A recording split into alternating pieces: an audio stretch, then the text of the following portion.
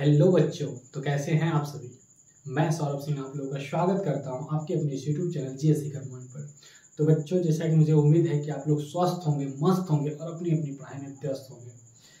तो उसी पढ़ाई को और हम आगे बढ़ाते हैं जिसको हम लोग पहले देख रहे थे। इसके पहले वाले लेक्चर में हम लोग ने सेल के बारे में बहुत कुछ समझा था, बहुत कुछ जाना था।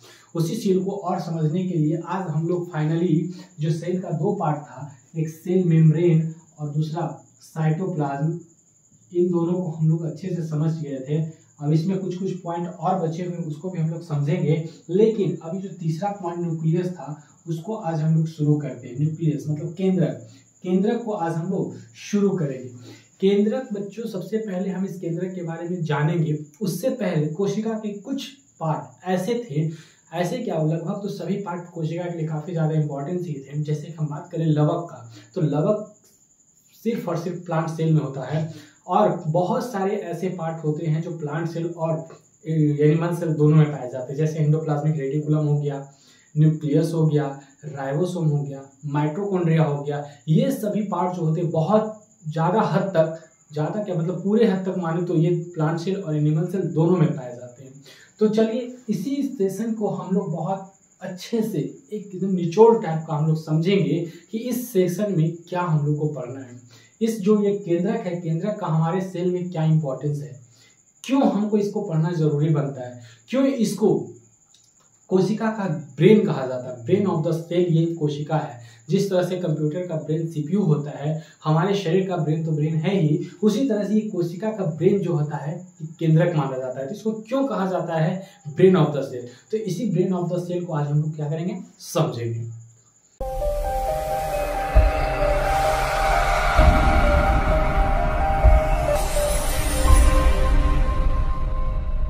तो चलिए बच्चों, हम लोग इस सेशन को शुरू करते हैं। सबसे पहले हम देखते हैं कोशिका। कोशिका का मतलब न्यूक्लियस। जैसा कि हमारे शरीर में हम आपको पहले अभी बताए कि हमारे शरीर का जो ब्रेन होता है पूरे शरीर को कोऑर्डिनेट करता है, पूरे शरीर को कंट्रोल करता है। उसी तरह पूरे सेल को कंट्रोल करने वाला जो इम्पोर्टेंट पार्ट है वो न्यूक्लियस है, केंद्रक है। ये केंद्रक हमारे पूरे सेल को, जो हमारे शरीर में जो उपस्थित सेल है, उस पूरे सेल को ये कंट्रोल करता है। तो इसीलिए इसको हम लोग क्या कहते हैं, जिस तरह से ब्रेन कंट्रोल करता है पूरे बॉडी को, उसी तरह से ये पूरे सेल को कंट्रोल करता है। इसलिए इसको ब्रेन ऑफ द सेल कहा जाता है। Brain of the cell, brain of the cell nucleus को कहा जाता है। ये सबसे पहला पॉइंट हुआ, बेसिक पॉइंट, जो कोशिका के केंद्रक के बारे में अगर जो जानना चाहिए तो सबसे बेसिक पॉइंट जो है वो ब्रेन ऑफ द सेल इसको कहा जाता है। ये जानेंगे। इसका अगर जो हम बात करें स्थिति का कि आखिर कोशिका में होता क्या है, तो अगर बात करें कोशिका का, तो ये कोशिका हुआ, कोशिका के बीच में ही इसका उपस्थिति होता है। तो ये कोशिका द्रव्य, ये कोशिका द्रव्य इसके बीच में भरा होता है। कोशिका द्रव्य के ये बीच में इसका स्थिति होता है।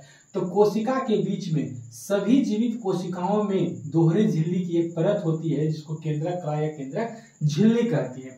जितने भी कोशिका होते हैं उसमें एक जीवित कोशिका, हम आपको बताए थे कि कोशिका भी दो तरह का होता है, एक प्रोकैरियोटिक होता है, एक यूकैरियोटिक होता है। तो जो यूकैरियोटिक कोशिका होता है उसको हम जीवित कोशिका कहते हैं, और जो प्रोकैरियोटिक कोशिका होता है उसको हम लोग जीवित कोशिका नहीं कहते हैं। तो इसी जीवित कोशिका में क्या होता है कि कोशिकाओं में दोहरी झिल्ली, अगर जो हम बात करें केंद्रक का, तो केंद्रक के ऊपर दोहरा झिल्ली होता है। इसको दोहरे झिल्ली का एक परत माना जाता है। तो ये दोहरे झिल्ली का एक परत होता है इसमें, और उसी को हम लोग केंद्रक कला या केंद्रक झिल्ली कहते हैं। तो हम लोग बात समझे बच्चों। सबसे पहले हम देखते हैं सेल। तो सेल का जो बाहरी, एनिमल सेल का बात करें तो उसका बाहरी जो आवरण होता है उसको हम लोग कोशिका झिल्ली कहते हैं। उस कोशिका झिल्ली के अंदर बहुत साइटोप्लाज्म होता है। साइटोप्लाज्म में बहुत सारे अंग होते हैं, जैसे राइबोसोम, माइटोकॉन्ड्रिया, एंडोप्लाज्मिक रेटिकुलम, ऐसी तरह के बहुत ज्यादा क्या होते हैं, अंग होते हैं। वो कोशिका के अंग होते हैं। उसी कोशिका के अंग में एक दोहरी झिल्ली का बनावट होता है। उस दोहरी झिल्ली को हम लोग क्या कहते हैं, केंद्रक कला कहा जाता है। क्या कहते हैं, केंद्रक कला कहते हैं या केंद्रक झिल्ली कहते हैं। तो उसी केंद्रक झिल्ली के बारे में हम क्या कर रहे हैं, पढ़ रहे हैं। तो केंद्रक झिल्ली क्या होता है, तो केंद्रक के बाहर जो आवरण होता है उस आवरण को ही केंद्रक झिल्ली कहा जाता है। अब इसी केंद्रक झिल्ली के बीच बीच में क्या होते हैं, छिद्र होते हैं, छेद होते हैं। अब ये क्षेत्र इसलिए दिए जाते हैं कि जो भी अंदर केंद्रक द्रव्य में उपस्थित जो भी द्रव्य है वो बाहर कोशिका द्रव्य में शामिल हो सके, और कोशिका द्रव्य के बहुत सारी चीज ऐसे हैं जो केंद्रक में जरूरत होता है वो केंद्रक में इन कर सके। तो केंद्रक के अंदर उपस्थित तरल पदार्थों का केंद्रक के बाहर आना, केंद्रक के बाहर उपस्थित तरल पदार्थों का केंद्रक के अंदर जाने के लिए एक मार्ग होता है, उसको हम लोग उस मार्ग को केंद्रक छिद्र कहते हैं। क्या है? केंद्रक द्रव्य को कोशिका द्रव्य तक आना, कोशिका द्रव्य को केंद्रक तक जाने का जो मार्ग होता है उसी को केंद्रक छिद्र कहते हैं। अगला पॉइंट अगर हम बात करें तो एक केंद्रक अधिकांश कोशिका में होते हैं। अधिकतर कोशिका का हम बात करें तो उसमें एक केंद्रक ही पाया जाता है, लेकिन कुछ कुछ कोशिका ऐसे होते हैं जिसमें एक से ज्यादा केंद्रक पाए जाते हैं। क्लियर है? अधिकांश में हम एक कोशिका का ही बात करेंगे, एक केंद्रक का ही बात करेंगे कि अधिकांश कोशिका ऐसे होते हैं जिसमें एक केंद्रक होते हैं, और बहुत सारे तो नहीं लेकिन कुछ कुछ कोशिका ऐसे होते हैं जिसमें एक से अधिक केंद्रक पाए जाते हैं।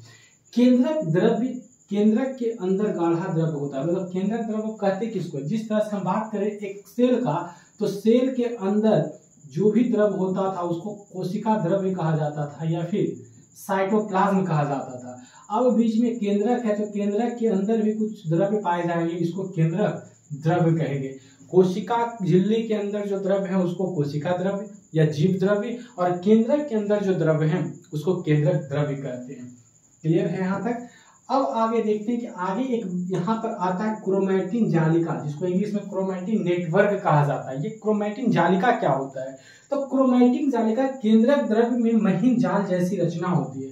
जो केंद्रक द्रव्य होता है उसमें अगर जो माइक्रोस्कोप में देखा जाता है तो केंद्रक द्रव्य के बीच में उपस्थित छोटे छोटे दाने के रूप में एक जाल के जैसा एक रचना होता है जिसको हम लोग क्रोमैटिन जालिका कहते हैं। और ये क्रोमैटिन जालिका जो होता है डीएनए और प्रोटीन का बना होता है। आप लोग अच्छे से समझ रहे होंगे कि जो कोशिका है, कोशिका के बीच में केंद्रक होता है, उस केंद्रक को जो जूम करके देखा जाए, माइक्रोस्कोप में देखा जाए, तो उसमें केंद्रक द्रव्य में क्या होता है कि महीन जाल के जैसी रचना पाई जाती है, महीन जाल की जैसी। अगर बात करें हम लोग जो स्ट्रक्चर का, तो आप लोग यहाँ ग्राफ भी देख सकते हैं कि ये केंद्रक है, केंद्रक के बीच में महीन रचना होता है, इसी को हम लोग क्रोमैटिन कहते हैं। और ये क्रोमैटिन जो बना होता है डीएनए और प्रोटीन का बना होता है, और इस क्रोमैटिन का काफी ज्यादा इंपॉर्टेंस है, वो आगे हम लोग समझेंगे कि कैसे है। इसको पहले आप लोग नोट कर लीजिएगा कि डीएनए और प्रोटीन का क्रोमैटिन जालिका बना होता है, मतलब क्रोमैटिन नेटवर्क जिसको कहते हैं। अब ये डीएनए क्या होता है? इसका फुल फॉर्म होता है deoxyribose nucleic acid. Deoxyribose nucleic acid होता है। ये आनुवांशिक लक्षण उस लक्षण को कहते हैं जो माता पिता का लक्षण उनके संतानों में आता है, या फिर दादा दादी का जो दादा या प्रबाबा जो भी है उनके लक्षण क्या आते हैं, आने वाले संतानों में अगर जो वैसा लक्षण दिखता है तो वैसे लक्षण को हम आनुवांशिक लक्षण कहते हैं। और ये आनुवांशिक लक्षण का जो वाहक होता है, जो एक पीढ़ी से दूसरी पीढ़ी में देने का कार्य करता है, वो डीएनए ही करता है। यहाँ आप लोग बहुत एकदम हाईलाइट क्वेश्चन इसको मान लीजिएगा कि काफी ज्यादा इंपॉर्टेंट है। आनुवांशिक लक्षणों को एक पीढ़ी से दूसरी पीढ़ी में ले जाने का जो कार्य होता है वो डीएनए का ही होता है। डीएनए हमारे शरीर का या फिर जो जनरेशन चलता है उसके लिए काफी ज्यादा इंपॉर्टेंस रोल निभाता है। और आप ये समझिए कि ये डीएनए जो पाया जाता है वो डीएनए जो पाया जाता है वो क्रोमैटिन जालिका में पाया जाता है, और क्रोमैटिन जालिका जो पाया जाता है वो केंद्रक में पाया जाता है। तो केंद्रक कितना ज्यादा जरूरी है, मतलब पीढ़ी दर पीढ़ी को बनाने के लिए, जनरेशन को आगे बढ़ाने के लिए, दुनिया को चलाने के लिए केंद्रक का होना काफी ज्यादा जरूरी माना जाता है, क्योंकि इसी केंद्रक के अंदर क्रोमैटिन जालिका होते हैं, और इसी क्रोमैटिन जालिका जो होता है वो डीएनए और प्रोटीन का बना होता है। और यही डीएनए जो होता है वो आनुवांशिक लक्षणों को एक पीढ़ी से दूसरे पीढ़ी में ले जाता है। लेकिन अगर जो इस डीएनए को भी जूम करके देखा जाए तो ये डीएनए जो होता है डबल हेक्सल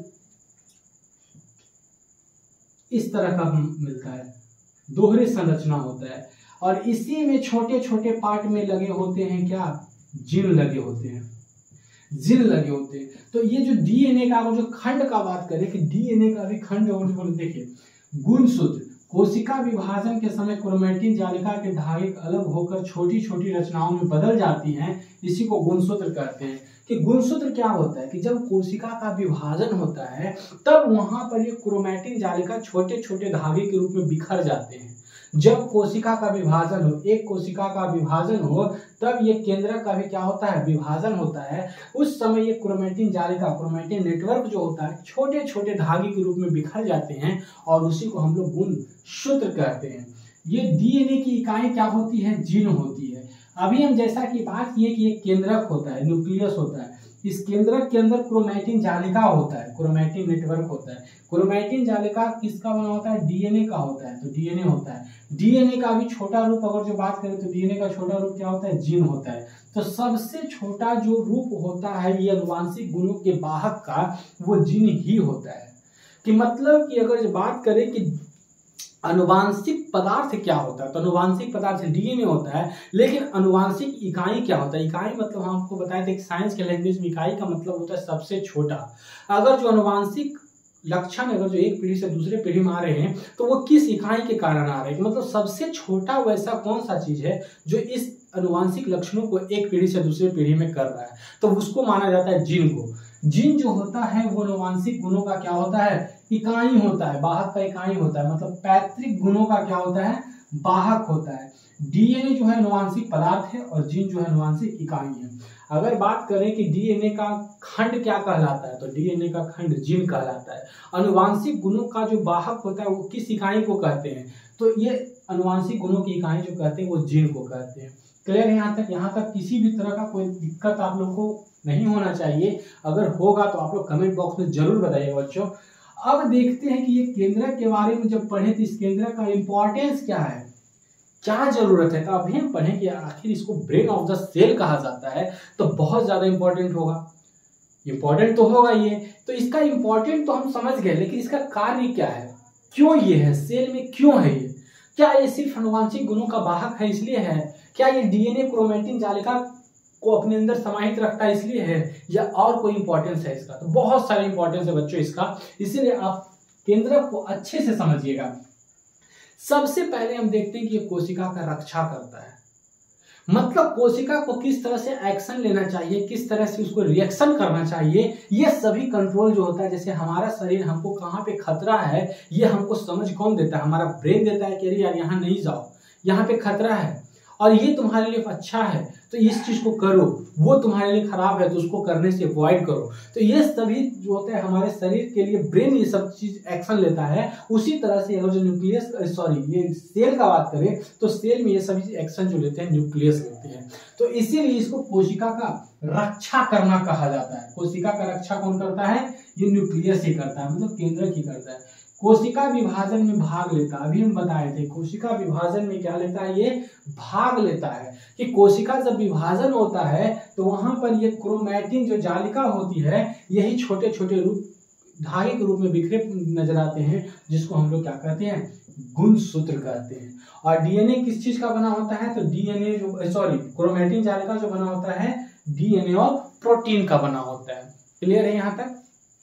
अब आगे हम लोग देखते हैं कि कोशिका के अंदर होने वाली सभी क्रियाओं का उपापचयी क्रिया जो भी होता है, कोशिका के अंदर मेटाबॉलिक जो प्रोसेस जो भी होता है, उपापचयी क्रिया जो भी होता है, वो सिर्फ और सिर्फ न्यूक्लियस करता है। आरएनए का उत्पादन, हमको पता है कि डीएनए जो केंद्रक होता है, केंद्रक के अंदर जो राइबोसोम को जो संश्लेषित करता है आरएनए, उसका उत्पादन कौन करता है, यही केंद्रक करता है। तो केंद्रक के अंदर जो आरएनए प्रोटीन संश्लेषण में भाग लेने वाला आरएनए है, उसको उत्पादन कौन करता है, ये केंद्रक ही करता है। कोशिका बनावट को नियंत्रण करता है, कोशिका कितना बड़ा होगा, उसका आकार कैसा होगा, कितना छोटा होगा, ये सभी का नियंत्रण करता है केंद्रक ही करता है। कुछ जीवों में कोशिका कोशिकीय जनन में प्रमुख भूमिका निभाता है। कुछ जीव ऐसे होते हैं जिसका कोशिकीय जनन होता है, उसमें यह प्रमुख भूमिका केंद्रक ही निभाता है। कोशिका के विकास एवं परिपक्वता निर्धारण करता है, कि मतलब कोशिका कितना बढ़ेगा, उसमें कितना मैच्योरिटी आना चाहिए, कितना मैच्योरिटी होना चाहिए, ये सभी का निर्धारण केंद्रक ही करता है। तो ये बच्चों एक केंद्रक का क्या था, एक बेसिक जो समझ था वो था, जो आप लोग को 9th क्लास में पढ़ना है। वैसे तो ये टॉपिक जो है वो सिर्फ 9th क्लास के लिए नहीं, ये और भी एग्जाम जैसे कॉम्पिटिटिव एग्जाम हो जाते हैं उन सब के लिए भी काफी ज्यादा फायदेमंद है। इसको पढ़ना एक समझ को विकसित करना माना जाता है, लेकिन कॉम्पिटिटिव एग्जाम को भी क्रैक करने के लिए ये सब टॉपिक काफी ज्यादा बेस माना जाता है, ऑर्गेनिक टॉपिक माना जाता है। तो आप लोग इसको सिर्फ और सिर्फ 9th क्लास के एग्जाम पास करने के व्यू से नहीं पढ़िए। अगर जो आपको पढ़ना है तो एक बेस तैयार करने के लिए पढ़िए कि आगे आने वाले जो भी एग्जाम होंगे, जो भी कंपटीशन होंगे, उसमें इसका काफी ज्यादा इंपॉर्टेंट रोल है। सिर्फ केंद्रक का नहीं बल्कि 9th क्लास के जो भी सिलेबस हैं उसका आगे बहुत ज्यादा इंपॉर्टेंस है। ठीक है, तो एक बार थोड़ा सा देख लेते हैं कि केंद्रक क्या होता है। तो ये कोशिका के बीच उपस्थित एक अंग होता है कोशिका का, जिसको हम लोग केंद्रक कहते हैं। ये छोटा होता है, कोशिका के बीच में होता है, इसके बीच में तरल पदार्थ भरे होते हैं जिसको केंद्रक द्रव्य कहते हैं। और इसी केंद्रक द्रव्य में होता है क्या कि तरल युक्त पदार्थ होते हैं। अब इसमें और हम देखते हैं क्या कि केंद्रक छिद्र होते हैं जो अंदर के चीजों को बाहर से मिलाते हैं और बाहर के चीजों को अंदर से मिलाते हैं। एक केंद्रक जो होता है, अधिकांश कोशिका में एक केंद्रक होते हैं और कुछ कुछ कोशिका में एक से अधिक केंद्रक होते हैं। केंद्रक द्रव्य केंद्रक के अंदर गाढ़ा द्रव्य होता है। केंद्रक द्रव्य किसको कहते हैं? तो केंद्रक के अंदर जो गाढ़ा द्रव्य होता है उसको केंद्रक द्रव्य कहते हैं। और क्रोमैटिन जालिका केंद्रक द्रव्य में महीन जाल के जैसी रचना पाई जाती है जिसको क्रोमैटिन जालिका कहते हैं। और ये जो होता है डीएनए और प्रोटीन का बना होता है। क्रोमैटिन जालिका डीएनए और प्रोटीन का बना होता है। डीएनए का फुल फॉर्म क्या होता है? डीऑक्सीराइबोज न्यूक्लिक एसिड होता है और ये आनुवांशिक लक्षणों का एक पीढ़ी से दूसरे पीढ़ी में ले जाता है। आनुवांशिक लक्षणों को एक पीढ़ी से दूसरे पीढ़ी में ले जाने में कौन सा पदार्थ मदद करता है? तो डीएनए करता है। पदार्थ बोलेगा तो डीएनए, लेकिन इकाई बोलेगा तो यहाँ पर आप लोग जीन मार दीजिएगा। आनुवांशिक गुणों का इकाई कौन होता है? तो यहाँ जीन होता है। तो डीएनए जो होता है, डीएनए का इकाई जो होता है जीन होता है। आनुवांशिक गुणों का भी इकाई जीन होता है। यहाँ ध्यान दीजिएगा बच्चों कि डीएनए का अगर जो सबसे छोटा रूप बोले तब भी जीन। आनुवांशिक गुणों का वाहक में सबसे छोटा चीज कौन सहयोग करता है इकाई? तो वो भी जीन ही करता है। गुणसूत्र क्या होता है कि कोशिका विभाजन के समय क्रोमैटिन जालिका के धागे अलग अलग होकर छोटी छड़ के जैसा एक रचना बनाता है। उसी रचना को हम लोग क्या कहते हैं? गुणसूत्र, जिसको क्रोमोसोम कहते हैं। और ये क्रोमोसोम सभी जीवों में फिक्स होता है।